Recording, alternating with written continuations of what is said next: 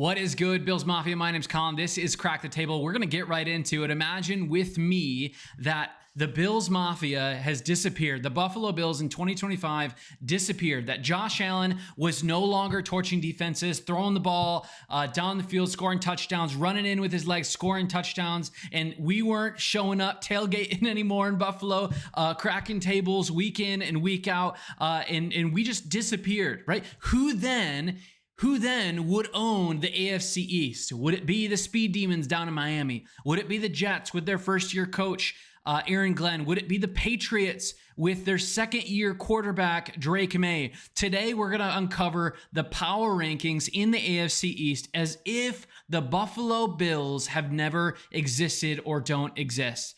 But at the end of this video, we're going to talk a little bit about the implications and ultimately see how the AFC East still runs through Buffalo because of the stability that the Buffalo Bills have in the face of all of the other teams. But hey, again, I'm Colin. This is Crack the Table. Couple quick things here. If you haven't subscribed, if you haven't liked this channel yet, please do. Every single day, we're dropping new Bills content. Every single day, we're having conversations down in the comments, building friendships, building relationships, and ultimately just enjoying football together. Again, don't care where you're from, don't care what's going on in your life, just love Buffalo football, and we're here to talk about it. But today, I want to get right into talking about the Miami Dolphins. Again, they are entering their 56th season, and they're headed overseas even for a game in Madrid, right? They're trying to be this global brand, but ultimately they can't even win their own division in their own country, right? And I had last week I posted that video about the Dolphins. Lots of Dolphins fans mad at me, and I'm sure they'll come back and be mad at me again today. But I'll be honest with you, Dolphins fans, if you're listening, you guys are passionate. You guys love your team, and we love that. And your team is actually good. There's some really good things about your team. You guys have elite speed. You guys probably have the two fastest receivers in the NFL, or two of the fastest receivers in the NFL, in Jalen Waddle and Tyreek Hill. And not only that, your running back in Devin Achane is incredibly fast as well. Just 2 years ago, or at the beginning of September 2023, you guys dropped 70 points on the Denver Broncos. That's insane. Not only that, but you guys have a good coach, a fun coach, actually. I think a coach that loves scheming and loves thinking through the X's and O's of the game and putting your players in a position to succeed, right? McDaniels has proven that he can scheme anyone open, motion, spacing, misdirection. Defensive coordinators hate it. Not only that, you guys have playmakers on defense. You guys just got Minkah Fitzpatrick back, which is awesome for you guys. He's, in some sense, he's going to be leading the secondary, and even Bradley Chubb and Chop Robinson, if he can get healthy, is still going to be bringing a pass rush for the Miami Dolphins. But there is some real struggles. You have to, even as a Miami's Dolphin fan, you're going into the season with a level of fear and anticipation over Tua's durability. Like, is this going to be another year where he gets a concussion in week 1 or week 2, and then he's out for 7 weeks? That would absolutely flip your season. It would absolutely tank your season. You guys also have proved that in September and October and even November that it's really, really hard for you guys, or you guys play really, really great, but then you have cold weather struggles. You know, one of the best players to have in fantasy football in the first 6 weeks of the year is Tyreek Hill, because he goes insane. But then, like, apparently week 10, you guys forget how to play football or something, right? December football in Buffalo or New England or any other cold climate for the Dolphins has never really been kind, again, to the team from Miami here. But again, you guys have some offensive line concerns and questions. Can the offense, motion, and just the play calling of McDaniels or Mike McDaniel really flesh out or create an opportunity for your offensive line woes to not be such a big issue? But again, the verdict without Buffalo, I think you guys at this point, just on paper, looking at the rosters, I think you guys would be the favorite to win the AFC East if it wasn't for the Bills, right? But you guys are a pretty good team. You guys are going to be pretty great. We'll see how you guys compete against the Patriots this year. But we'll see what works out there. But the other team I want to talk about here is the Jets, right? The Jets kick off the 2025 season against the Steelers. But the biggest storyline coming out of Jets camp is ultimately the head coach, Aaron Glenn, right? He's taking over as head coach, and they're getting this new quarterback in Justin Fields. And we can look at him, we could say, this is the same old Jets. They're just getting a defensive-minded head coach, and they're just getting some retread quarterback. But ultimately, you guys do have some pros on your team as well. You've got a great defensive core. A lot of people are suggesting that you guys could have over 40 sacks in this upcoming season, which could be incredible. You guys also have Sauce Gardner, who could be a Darrelle Revis type player who is in his prime, right?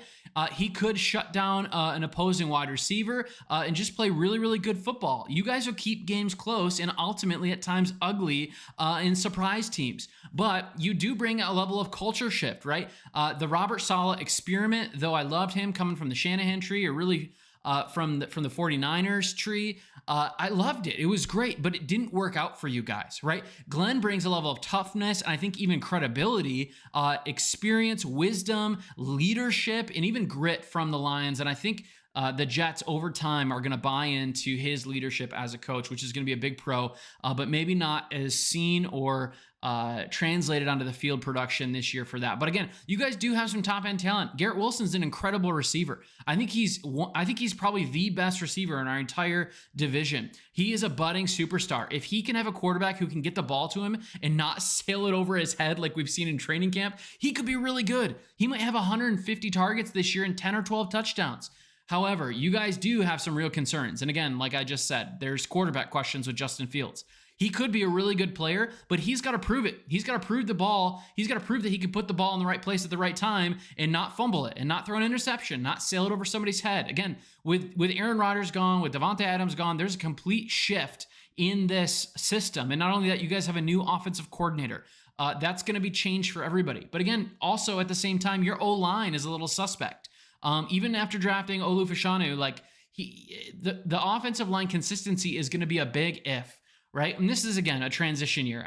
While I love the coach that you got, I do think new coaching, new playbooks, there's always going to be adjustments. Again, the Jets have a lot of personnel that can be really good, a lot of high-end talent. But Jets Nation, let me ask you this question. Do you trust Justin Fields to not throw interceptions or not to lose games on key moments? This guy has not proven that he can do that. Do you think he can beat Miami? Do you think that he can beat Josh Allen head-to-head later on in the year? But also, then we got to go to the Patriots. Now, the Patriots are an interesting team. You know, they're kind of limped across the finish line last year, but there's optimism back in Foxborough with Mike Vrabel at the helm and just kind of these transitions coming out of this Belichick tree and Drake May at the helm in the second year jump for quarterbacks. Some people are saying regression. I'm honestly in the camp that he's going to take another step forward. And as a Bills fan, a little worried about that, a little hesitant about that. But Vrabel brings in a distinct, different kind of culture. Again, discipline, toughness, physicality. We saw that in Tennessee for a long time under his leadership. But ultimately, I think we will see quarterback growth and a high ceiling for a quarterback in Drake May. Drake May has had an arm that can flash. He's got talent. He's got poise. And if he takes a sophomore leap, the AFC East, especially without the Bills, will need to look out. You guys also have the third easiest schedule in the NFL per some analytics there.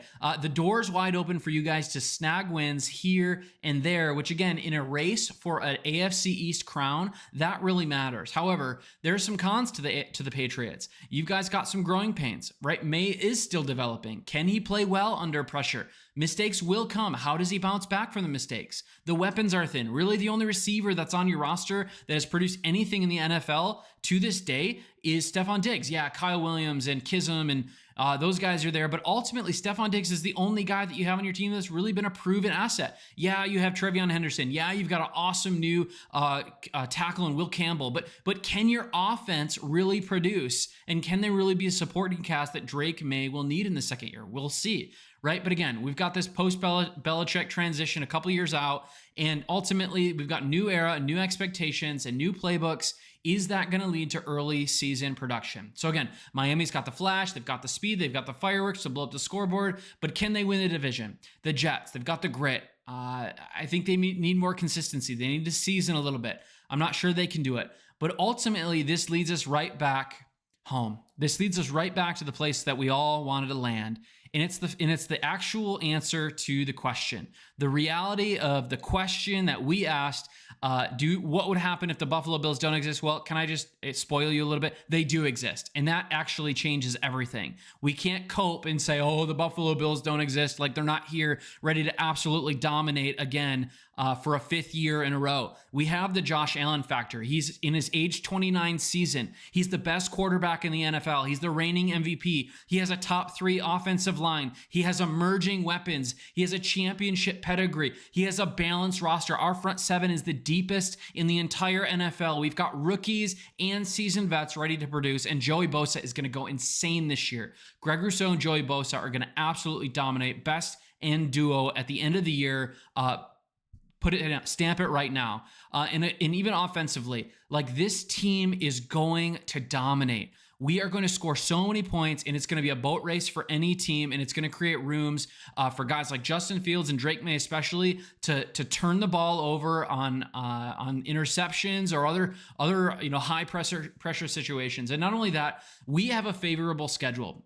We travel fewer miles, more home field advantage, in 5 primetime games. The setup is perfect for the Buffalo Bills. But the mic drop moment is ultimately this. We don't have to play the Chiefs in our own division, and they're the only team that can beat us. They're the only team who at the end of the year, when we get to the AFC Championship, and I assume we play them or maybe the Broncos or some other team that's hot, we are not going to take it from anybody. We are going to be the ones giving it. We are going to put down the hammer, and we are going to take the AFC Championship, and we're going to run it all the way to the end of the year and grab the Lombardi and raise it and hoist it and bring it back to Buffalo. So, Bills Mafia, if Buffalo didn't exist, who do you think is actually maybe our greatest competitor this upcoming year in the AFC East? Is it the Jets, their defense? Is it Miami, their offense? Or is it the Vrabel experiment Patriots, right? Who ultimately have this second-year ascending quarterback? Drop your comments below. Let me know even just some other questions that you might have. Again, make sure to like and subscribe. I'm going to answer those questions. I'm going to engage with you.